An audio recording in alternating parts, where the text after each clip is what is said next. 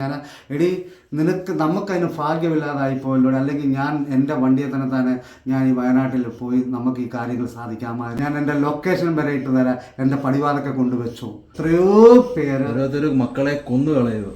പക്ഷെ ഞങ്ങൾക്ക് കുഞ്ഞിനെ കിട്ടിയാൽ ഞങ്ങൾ പൊന്നുപോലെ അതിനെ വളർത്തും. അമ്മയില്ലാത്ത കുഞ്ഞുങ്ങളെല്ലാവരും അനാഥപ്പെട്ട ലൈഫ് ലൈനിൽ പോയി കുറേ പൈസകൾ കളഞ്ഞാൽ ഇനി അതാണായാലും പെണ്ണായാലും അമ്മ ഏകദേശം ഒരു 19 വർഷത്തോളം കല്യാണം കഴിഞ്ഞിട്ടുണ്ട്. നമ്മുടെ ചാനലിലൂടെ 2 ദമ്പതികളെയാണ് പരിചയപ്പെടുത്താൻ പോകുന്നത്. നമ്മുടെ വയനാടുണ്ടായ ദുരന്തത്തിൽ അനാഥരാകപ്പെട്ട കുട്ടികളെ ഏറ്റെടുക്കാനായിട്ട് 2 ദമ്പതികൾ മുന്നോട്ട് വന്നിട്ടുണ്ട്. നമ്മുടെ പത്തനംതിട്ട ജില്ലയിലെ കീരുകുഴിയിലാണ്. ഇപ്പോൾ അവരെയാണ് നമ്മൾ കാണാൻ വന്നിട്ടുള്ളത്. കൂടുതൽ വിശേഷങ്ങൾ അവരുടെ കാര്യങ്ങൾ ചോദിച്ച് നമുക്ക് മനസ്സിലാക്കാം.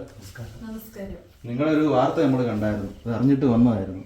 എന്തായിരുന്നു സംഭവം? എങ്ങനെയായിരുന്നു അതിനോടുള്ള ഒരു ഇത് വന്നത്? നമ്മുടെ വയനാട്ടിൽ അതിൻ്റെ കാര്യം എന്ന് പറഞ്ഞു കഴിഞ്ഞാൽ 26-ാം തീയതി എനിക്കൊരു ആക്സിഡൻ്റ് എന്നൊരു ചെറിയൊരു ഇത് പറ്റിയിട്ടുണ്ടായിരുന്നു. അപ്പോൾ അതിനിടയ്ക്കായിട്ട് ഞാൻ വയ്യാതെ കൊണ്ട് വീട്ടിലിരിക്കുക ഒരാളാണ്.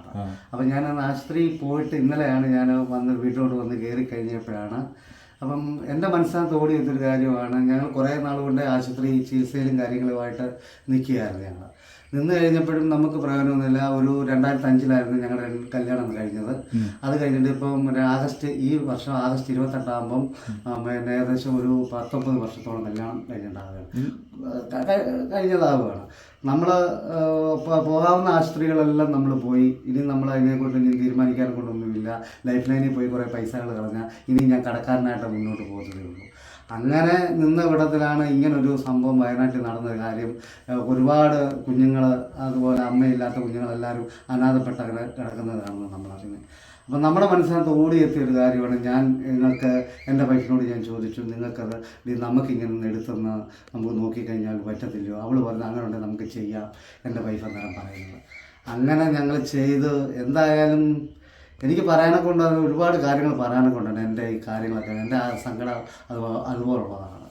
പിന്നെയെന്ന് പറഞ്ഞു കഴിഞ്ഞാൽ എൻ്റെ വൈഫ് ഒറ്റയ്ക്കാണ്. ഞാൻ ഓട്ടം പോയി കഴിഞ്ഞാൽ പിന്നുള്ളത്. പിന്നെ അവരെ എടുത്ത് ഇവിടെ പോകണമെന്നുണ്ടെങ്കിൽ വലിയ ബുദ്ധിമുട്ട്.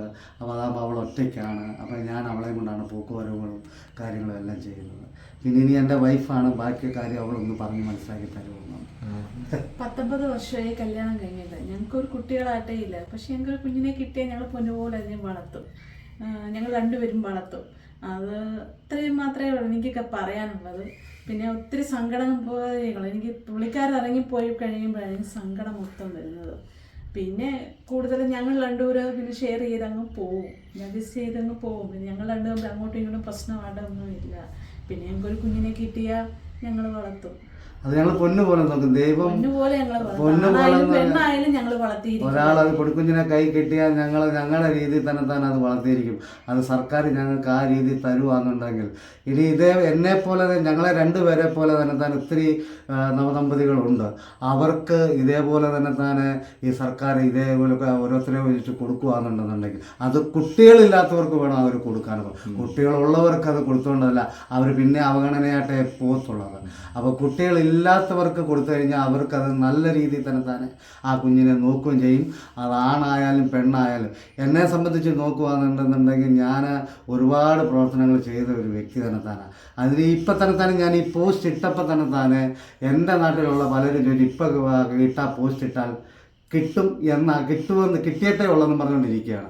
എന്ന് വെച്ചാൽ അവരുടെ വിചാരം എനിക്കിപ്പോൾ കിട്ടത്തില്ല. എനിക്കും കിട്ടണമെന്ന് ഞാനും വിചാരിക്കുന്നതല്ല കാര്യം. അത് ദൈവത്തിൻ്റെ കയ്യിലിരിക്കുകയാണ്. സർക്കാരും അല്ലെന്നുണ്ടെങ്കിൽ നമ്മുടെ ആരോഗ്യവകുപ്പ് മന്ത്രിയും കൂടി നമുക്കൊരു തീരുമാനം തന്നു കഴിഞ്ഞ് കഴിഞ്ഞാൽ ഞങ്ങളത് എൻ്റെ പത്തനംതിട്ട ജില്ലയിൽ എനിക്ക് കിട്ടിയാൽ ഞാനത് പൊന്നുപോലെ കാണാം. അന്നേരം ജനത്തിനും മനസ്സിലാവും, അത് നോക്കുമെന്നുള്ള കാര്യം.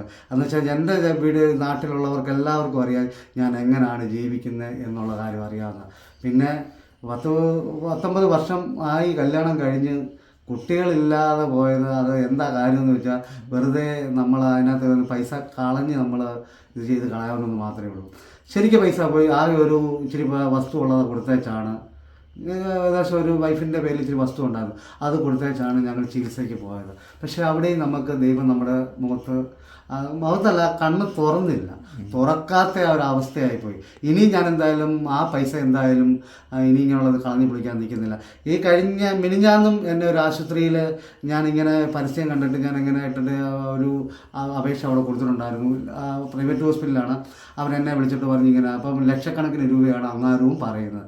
എന്തായാലും 2.5-3 ലക്ഷം രൂപയാണ് ഇങ്ങനെയുള്ള ഇതിന് വാങ്ങിക്കുന്നത്.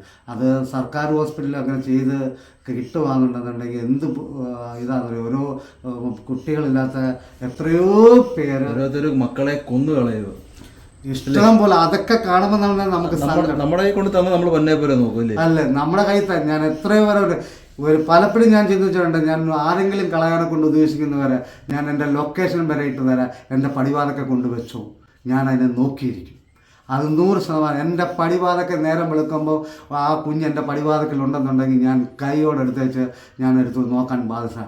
എൻ്റെ ലൊക്കേഷൻ, എൻ്റെ ഫോൺ നമ്പരും ഉണ്ട്. ആർക്ക് വേണമെങ്കിലും ഉപേക്ഷിക്കാനെ കൊണ്ടുണ്ടെന്നുണ്ടെങ്കിൽ പറഞ്ഞേച്ചാൽ മതി, ഞാൻ തീർച്ചയായിട്ടും എൻ്റെ പടിവാതൊക്കെ കൊണ്ടുവച്ചു. രണ്ടുപേരെ പേരും? എൻ്റെ പേര് അജിത്ത് എന്നാണ്.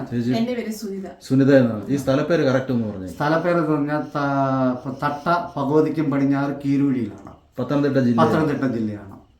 ഇത് ഞങ്ങളുടെ ഒരു അപേക്ഷയാണ്.